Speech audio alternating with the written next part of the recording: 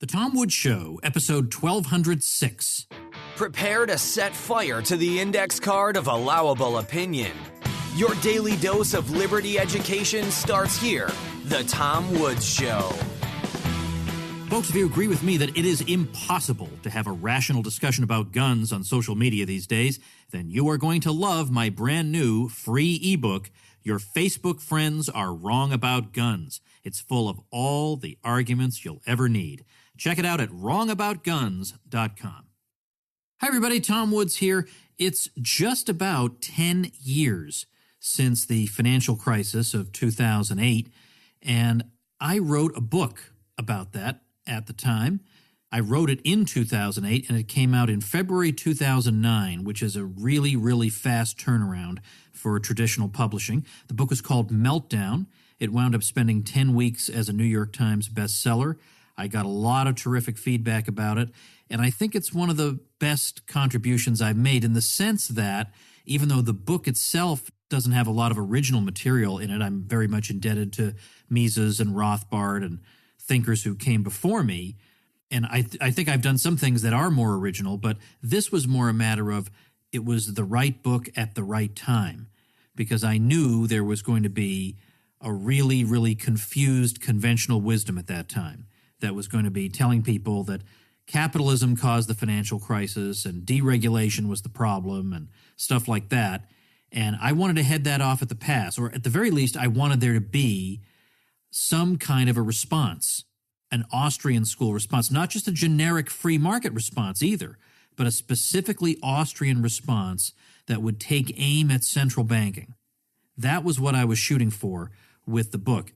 And initially when I went to the publisher on it, which is a publisher I've published with a number of times before, they rejected the book. They rejected the proposal. So I went back and was sort of doubting myself. But then I thought about it, and I said, no, wait a minute, no. This is a good idea. This book is going to sell. So I went back to them and I said, wait a minute. You got to reconsider because you're wrong. And they did reconsider, and they sent me a contract, and I was off to the races. And in about a month, I had written the book Meltdown, and it ended up winning an award. I mean, it went really, really well. I couldn't have been happier. I got some great publicity. I did a lot of great media. And in doing that media, I was able to spread the idea of ending the Fed. There were a number of right-wing commentators who were going on television explaining what they thought was the cause of the crisis, and it was all just superficial nonsense, and none of it had anything to do with the Fed. And here I was taking, let's say typical right-wing radio listeners who never gave the Fed another thought, a second thought, they never even considered the Fed, and portraying it as a central planning agency that causes a lot of problems and disruptions for the free market. Well, if you portray anything that way, these are the kind of people who will suddenly listen to you and say, oh, well, I hadn't thought about that before. Yeah, that does sound like something I should be against. So I was able to get quite a number of mainstream radio and television hosts to at least consider the idea, and some of them to come right on board with me on it. So that's why it was valuable, because I wanted to be the first one with a book on the subject. And I was the first one who got a book out that also included mention of the bailouts. There was one book that came before mine. I think it's in the remainder bin. It's long forgotten. I don't even remember what it was. But mine was the first one that also had some discussion of the bailouts. So that was the key thing, was I wanted to get a jump on everybody else because I knew there would be a lot of books coming out on this subject. So I wanted there to be a free market book, and I wanted it to be Austrian. And I do believe, based on what I've heard from people, that the book did succeed in bringing a lot of people to the Austrian school. And that's really, really exciting for me that I was able to do that. So I'm really glad about it. I'm glad about the success it had. And so in this episode, I want to share with you a conversation I had with Lew Rockwell back when the book had just come out. So this would be early 2009, where I'm talking about this stuff with Lew. Lew Rockwell, of course, publishes LewRockwell.com, L-E-W Rockwell.com. He also, of course, is the founder and chairman of the Mises Institute. He is the executor of Murray Rothbard's will. He was chief of staff to Ron Paul. So all-around good guy. And I thought you might enjoy hearing this conversation. One little detail you might find interesting. 5 years earlier, I had another New York Times bestseller, The Politically Incorrect Guide to American History, and that stayed on the list for 12 weeks and it cracked the top 10, and it was tremendous. But the New York Times didn't care for that book at all, obviously, and they let me know it. But the week they let me know it, I wound up having my best sales week ever. So they perhaps learned a lesson about this, because when Meltdown came out, they did not review it. So when you would go to the online bestseller list at the New York Times website, there'd be hyperlinks over the titles of the books, except mine. Meltdown had no hyperlink because there was no review. Now, I don't know if it's because it can't be that the New York Times didn't think my book was a serious book. I mean, you think the trivial bits of nothingness they review on there, it cannot possibly be that. Rather, I think it's that I think they just didn't want to make the mistake they made the last time. They actually ran a review of my book on the editorial page, signed. I mean, it was crazy that they did that. And then I wound up selling more than ever. So I don't know. I'm just speculating, but I think they didn't want to fall into that trap a second time. Don't give this not very well-known author yet another platform. Just ignore him. We have to put him on the list because his book is selling well, but let's just ignore him otherwise. So, all right. Here we go. Hope you enjoy it. I will link to the book at tomwoods.com/1206. And if you like audiobooks, you can get the audiobook as well. And if you haven't yet joined Audible, you can get Meltdown as an audiobook for free when you sign up. And you can sign up for Audible 30-day, or I don't know if it's 14 or 30 days, whatever it is. You get a free trial and you get a free book, so you can get Meltdown as your free book. And then if you decide you don't want to stick with Audible, you can just cancel and you keep your free book. So you get a free copy of Meltdown on audiobook. So you can get that by going to tomwoodsaudio.com. Here we go. Great to have as our guest this morning Dr. Tom Woods. Tom is Senior Fellow in American History at the Mises Institute. He's the author of 8 books and really now 9 books. And today, Tom, I want to talk to you about your newest book, which is all too timely. It's called Meltdown, a free market look at why the stock market collapsed, the economy tanked, and government bailouts will make things worse. So, Tom, here we are in the middle of this horrible economic episode, not only in our own country, but in the whole world. And some people are saying that we weren't Keynesian enough, that we need more Keynesianism, we need more government spending, more money creation, more regulation, more of everything that the state blesses us with. You take a different approach. Well, I do take rather a different approach. That's right, Lou. It seemed to me that in the midst of a crisis of this magnitude that, you know, my being the ever optimist, I always want to try to find some kind of silver lining in it. And it seems to me the silver lining is that we might be able to, emerge from it with people more knowledgeable about our point of view and people less likely to fall for the claim that the free market did this. Yeah, right. Yeah, like the Federal Reserve System is part of the free market. You know, it's just an unbelievable libel that's being spread. But yes, of course, that's the diagnosis, that we haven't had enough Keynesianism, we haven't had enough spending and all the rest of it.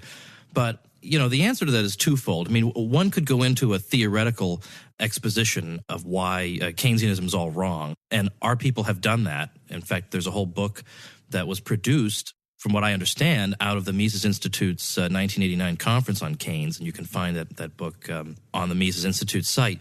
But you can also, just for the layman, you know, who just is searching for answers and doesn't have much theoretical background, you can simply point out, first of all, the fact is that starting in 2001, we had this mad money creation spree for the precise reason that we were told in 2001 that what we need is more money creation, more this and that, to get out of the hole of 2001 in the wake of the dot-com bust. So we were told that the way out of that one was more money creation and so on. Well, what more money creation, of course, has done, creating money out of thin air doesn't actually give the economy any more resources than it has. So all it can do is set the economy on an unsustainable investment path. The low interest rates that result artificially from this pumping in of additional money simply encourages investors to make investment decisions that, from the point of view of the economy as a whole and the resources that have been saved, can't be sustained. And so it, in effect, encourages a phony boom.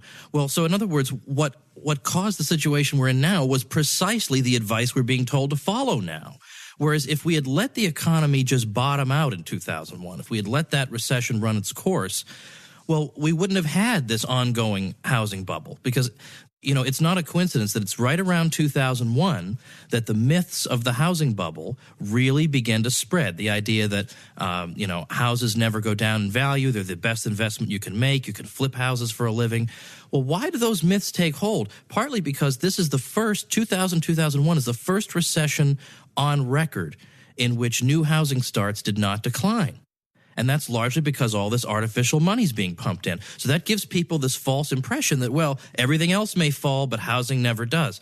So by postponing the downturn in effect of 2001, we gave ourselves this worse one. So if we try to postpone this one, it's simply going to get all the worse. And then secondly, again, I hesitate to use all these empirical examples, but, Japan did follow all this advice. I mean, Paul Krugman's protestations to the contrary notwithstanding, they followed every bit of this advice.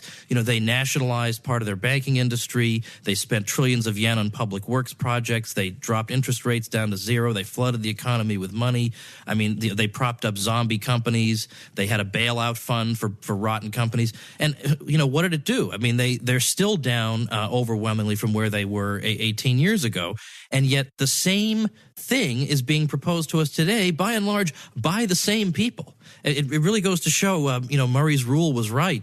Rothbard's law that nobody ever resigns. I can't believe, not only has Krugman not resigned, he's writing for the New York Times. Well, it's quite astounding when you think, it seems to me one only has to stop and think for a moment, that if spending every dime you can possibly get your hands on and money creation, if these are the path to prosperity, how come the whole world isn't prosperous? Well, how come, Zimbabwe isn't living it up and all doing very well? Yeah, that's right. I mean, we would have found anytime you hear this type of solution whereby, the economy can be restored to health in the absence of the creation of real stuff, that the idea that we can just restore the economy to health either with labor unions or minimum wage laws or additional money creation, well, then again, you have to answer the question that, well, why doesn't Bangladesh just do that? Why has it actually required an awful lot of effort and saving and capital accumulation in the past to raise people to, a condition of civilized life? And so therefore, why wouldn't that be the path we need to take today? Somebody wrote me and told me about an ad that they'd heard on a radio station where a dad is explaining to his daughter that even though she's a wonderful little girl, she's helping keep the economy in crisis by keeping all her money in her piggy bank. And then she needs to spend that money because, for example, if she buys a toy, then the toy store owner is doing better. He can do, his employees will do better, and really the whole economy will do better. And so everybody needs to spend every dime in their piggy bank. But again, I guess because we have such a subservient media to the state and the academic world, with the exception of a few heroic people like you, Tom, are all going along with this sort of thing, with the Keynesian prescriptions and the old Keynesian nostrums, no matter how discredited they are, that people seem to think that the most unbelievable baloney coming out of Washington makes sense. And of course, when you think about it, I mean, what exactly in part, got us into this mess? It's that people bought too much house. They were sort of misled into buying more house than they should have bought. And because house prices seem to be forever appreciating, well, then they used the built-up equity in their homes to buy still more stuff. And now that reality is hitting them, and they now realize that if they had known what the value of their house, what its trajectory was likely to be in the future, they wouldn't have consumed as much as they had. Now they're retrenching, and that makes perfect sense because in effect what they've done is they've borrowed too much and consumed too much. So to give them the advice that consuming still more will solve the problem it's really just staggering in its absurdity. But needless to say, this is the conventional wisdom, and it's because of the prevalence of ideas like this that we can be thankful that in this day and age, at least, we have the internet so that places like the Mises Institute and LewRockwell.com can spread the real message so that people who are skeptical of what they're being fed have some kind of intellectual meat, something they can really chew on. And I'm happy to point out, Lou, this is entirely spontaneous. Nobody asked me to give this testimonial, but I am grateful in my own life that in 1993 I went to the Mises University program, which is the Mises Institute's week-long summer program for students. And I had never been exposed to these ideas before. I barely knew who Rothbard was. I more or less knew who Mises was. But, a lot of the think tanks who liberally invoke the names Mises and Hayek consistently shy away from their more politically incorrect positions, particularly their opposition to the central bank. But yet today, that's the most important thing they can teach us, is the opposition to the central bank, the explanation as to what causes the business cycle. And I got this foundation then, and I've been hooked since. And in fact, it would not have been possible for me to write this book if I had not had that foundation and that encouragement to learn in this tradition that I got from Mises University. Because for a book like this, the idea behind it for me was that I've got to get a book on this subject out quickly, because every crank and lunatic and, basically, hungover Keynesian is going to have a book coming out by the summertime.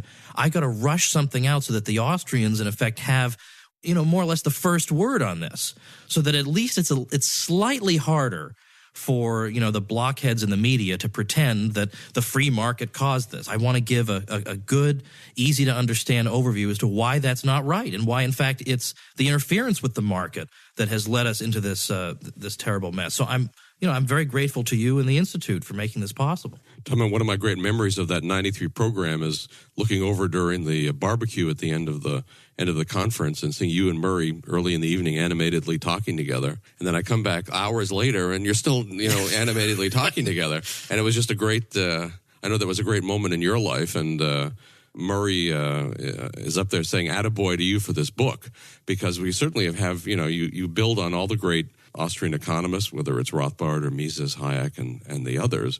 But you've put this together in a way that, for the proverbial intelligent layman, for any American who's concerned about what the heck is happening to our economy, what lies ahead for us, why are we in this trouble, and what can we do about it, this is the book to read, Meltdown. Well, I appreciate that, Lou. And I have two things to say. Is first is that Murray was an extremely generous person, in addition to being a genius. And, because, who was I, at that time, just some kid. And he generously gave of himself in those situations and was extremely encouraging.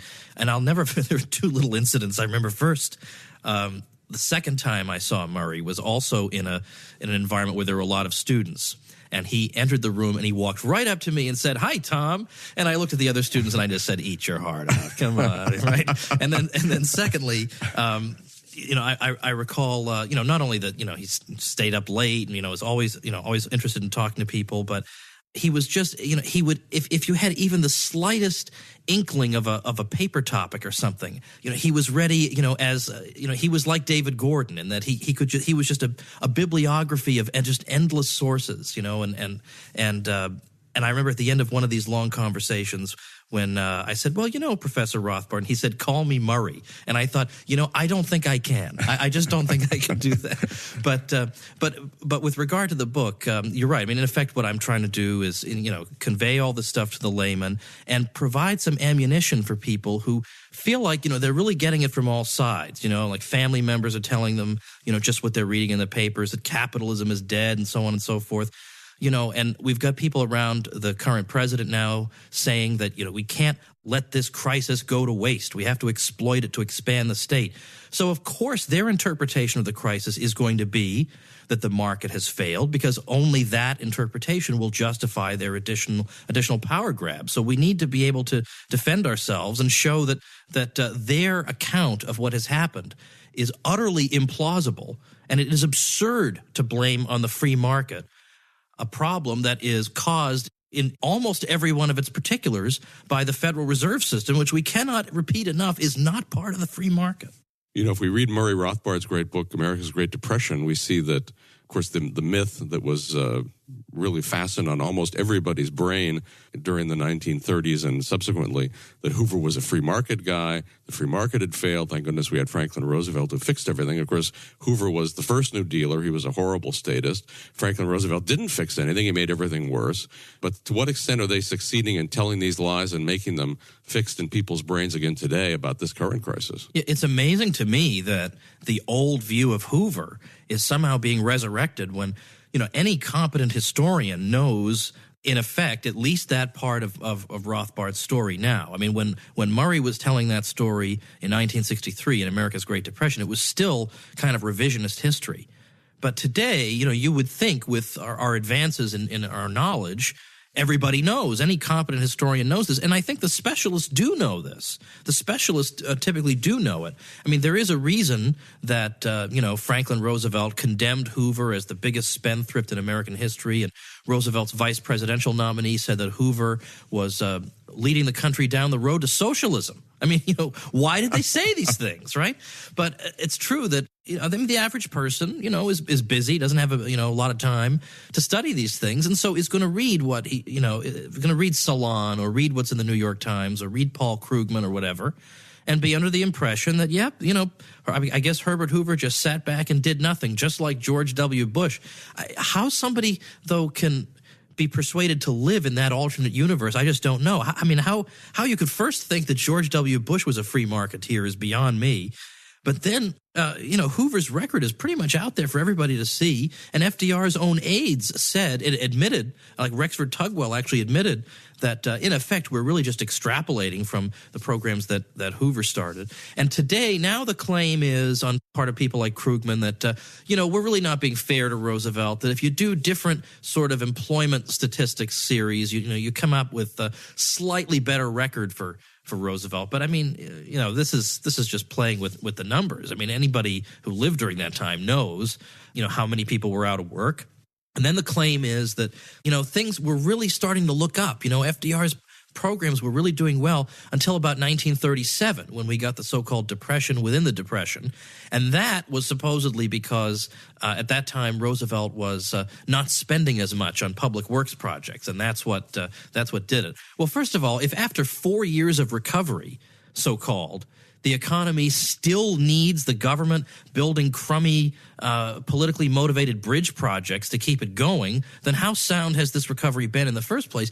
But secondly, left out of this account is that it's right around this time that the Supreme Court had ratified some of the new labor laws that were giving real teeth to labor unionism in the U.S. And right around the time of 1937, just in that 1 year period, wages suddenly rose by about 13% all of a sudden. You think that might have had, a teensy-weensy bit to do with why the economy turned down? But that can never be the answer we're allowed to get. It's always that they haven't ever spent enough.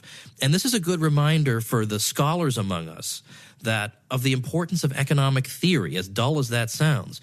Because if you don't have sound economic theory, you will forever be arguing with Paul Krugman, because he's going to always say it's never enough. It's $1 trillion of spending, it's not enough. It's a Google of spending, it's not enough. A Google dollars spent is not enough.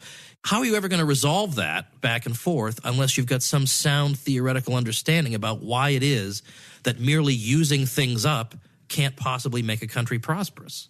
Murray Rothbard, who of course was not only an economist and a political philosopher, but also an American historian, was always bothered by the fact that while there were always some good economists, always some good political philosophers, there were no historians who knew any economics, who in fact were culpably ignorant of economics, those who weren't just active proponents of evil. So, Tom, here we have you, a historian who is an economist too, and that's, I think, what gives such life to your books.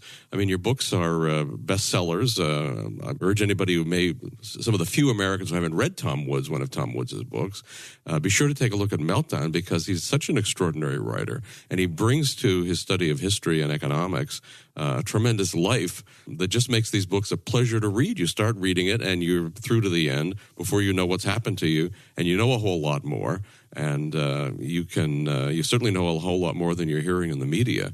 So here, Tom, we have this work of both history and economics, Meltdown, where you're telling us what happened in the Great Depression, what happened with Hoover and Roosevelt. But what about the fact that another alarming thing that we hear about the old days, and I'm afraid for the current days, is it's the conventional wisdom that World War II cured the Depression, that it was the magnificence of, I guess, killing all the unemployed and totally socializing the economy that somehow made everything okay. Yeah. I mean, this one, of course, Bob Higgs is the guy who's done so much work on it. That is something that I address in there, because you're right. There is plenty of history in here, in addition to talking about the bailouts and talking about gold and money and all the things people need to know about, business cycles and stuff. I talk about all the panics of the 19th century, because people say, well, look, there wasn't a Fed in the 19th century. How can you blame those things on the Fed? So I go and explain what was causing these panics in the 19th century. And then, given that another argument is that even by some of the sort of good guys, who understand FDR wasn't so good, is that, World War II finally got us out of the Depression. I mean, there are a couple of sort of crude versions of this. I mean, one is that just the mere act of producing guns and bombs put people to work, and that ended the Depression. I think the Krugman argument is slightly less crude, believe it or not. I think it's simply that this sort of just jump-started the process of people spending again. But what I'm showing in here is really just building on what Bob Higgs has done, which is first to sort of make a logical case that obviously if you're preparing for war and you're taxing the 60% of the population to support the 40% of the population that's in the armed forces or civilian employees of the armed forces or in the so-called defense industry, that doesn't create wealth. I mean, all you're doing is just subsidizing one part of the population at the expense of another. And the part that you're subsidizing is producing goods that consumers can't even use. So this obviously can't, that doesn't really mean much. Secondly, Bob Higgs points out that, presumably I don't need to draw you a diagram to show what happens when, 11 million people are drafted into the armed forces. Unemployment does go down. I will concede this. If I lined them all up and shot them, that would solve the unemployment problem. But that's not how a healthy economy solves it. But then beyond that, he says that the statistics on which this claim is based, you look at the national income accounting statistics during these years, and it looks like, hey, we've got a big boom. But for one thing, this shows the shortcomings of GDP, because it includes government spending as if government spending is a contribution to rather than a predation upon the economy. If the government spends $200 on a $120 item, that's marked as $200 added to GDP. I mean, this is obviously misleading statistic, but beyond that, if you're even going to try to aggregate all these purchases over the course of a year, the point is that the purchases have to be meaningful in some sense. In other words, when people buy and sell freely, they generate market prices. But if the government just simply says, well, the price of X is going to be $10, well, that's not a freely generated price. It's a meaningless, arbitrary price. So, for instance, if the government said, from now on, the price of eggs is $1 an egg, and we, the government, are going to purchase 10 million eggs. So 10 million eggs times $1 an egg gives us $10 million added to GDP. In what way is that a meaningful measurement, such as it is, of the state of the economy? It's a completely arbitrary figure. And given how deeply and how systemically controlled the U.S. economy was during the war, so many of these prices are arbitrary prices generated by the government for its purchases. So therefore, you add up all these arbitrary prices, and then you have spillover effects of this arbitrariness throughout the rest of the economy. And the result is you have one gigantic arbitrary number that doesn't actually mean anything. And finally, I think both Higgs and Vetter Galloway point out that if all this is true, that just the mere act of just crazy spending creates prosperity, then 1946 should have been the worst year on record. We're bringing all these men home. We're not spending all this money overseas anymore. Well, this should have been terrible depression. And we were warned about this by some Keynesians. Well, we're going to sink into depression. And if you look at the GDP figures, 1946 is one of the worst years on record.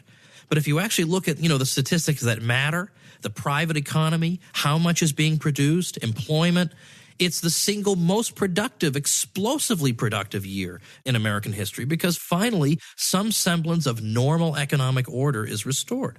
Tom Woods, thanks so much for writing this book. Talk about a book that we need at this exact moment in time. Ladies and gentlemen, read Meltdown. Read Tom's other books. You can get them at Mises.org. They're all for sale, too, at LewRockwell.com.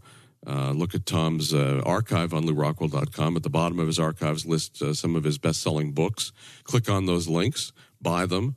Every one of these books is wonderful, whether Tom is writing about American history, about the truths about American history that you're not supposed to know. And this book is all about that. This book is about both economic truth and historical truth that's hidden by the current regime, by its friends in the media, by its friends in academia. But Tom Woods, you're telling the truth, and boy, it's truth that we need to hear right now about what's happened to our country, what's happened to the whole Western world, why it didn't have to happen, why it doesn't have to happen in the future. So if you want to be armed against all the liars and the propagandists that surround most of us every single day from Washington and all the other power centers in the U.S., read Meltdown. Let me give you the subtitle, too. Meltdown, a free market look at why the stock market collapsed, the economy tanked, and government bailouts will make things worse. It's from Regnery, and I predict, as with other Tom Woods books, soon on the New York Times bestseller list, too. Tom Woods, thanks very much. Thank you very much, Lew. All right, folks, I hope you enjoy that. Now, this message is only for people who enjoy eating. I've got a website for you that a listener created, and it's called freemarketcooking.com, and you're going to love the description. He says, tired of following all those commie TV chefs who support the culinary union? Support me instead. Yes, I'm a Tom Woods libertarian. Freemarketcooking.com allows you to stay up to date with my official delicious recipes by following my social media pages or signing up for my email list on the website. While the content is focused on good food, I am an ANCAP at heart. Help me and other Rothbardians take over the food portion of our damaged culture. Long live Austrian business cycle theory. So tremendous. You're just going to love it. And the pictures on the site are going to make you salivate. So check it out, freemarketcooking.com. I'll link to that at tomwoods.com/1206. Get publicity for that website you are thinking of creating, but you got to get your hosting through my link. So check out the details of all the bonuses you get of course, free publicity is chief among them, but you get membership in my private bloggers group where we all help each other, get a lot of great bonuses.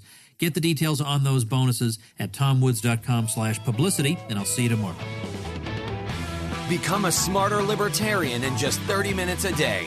Visit tomwoods.com to subscribe to the show for free, and we'll see you next time.